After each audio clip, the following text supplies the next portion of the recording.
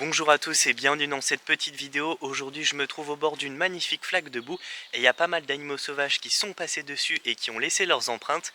Donc du coup nous on va pouvoir essayer d'identifier qu'est-ce qui est passé par là et comment est-ce qu'on peut identifier les empreintes.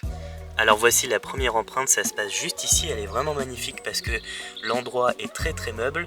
On a un large coussinet qui est assez enfoncé et 4 voire 5 doigts avec des belles griffes. Donc là, l'empreinte elle est assez large, assez enfoncée dans le sol. On pourrait croire que c'est un animal du coup assez lourd et trapu. Il s'agit donc du blaireau. Et donc c'est un animal qui vit pas mal dans nos forêts, bien qu'on le voit extrêmement peu parce qu'il est très discret et qu'il vit la nuit, il est quand même bien présent. Alors là ici seconde empreinte, avec le soleil on a un petit peu du mal à voir, mais ici il y a deux grands trous avec deux grosses pinces assez larges et deux gardes sur les côtés. Donc ici c'est un animal qui est très lourd, qui est assez gros, donc là il n'y a vraiment pas de doute, c'est un sanglier qui est passé par ici.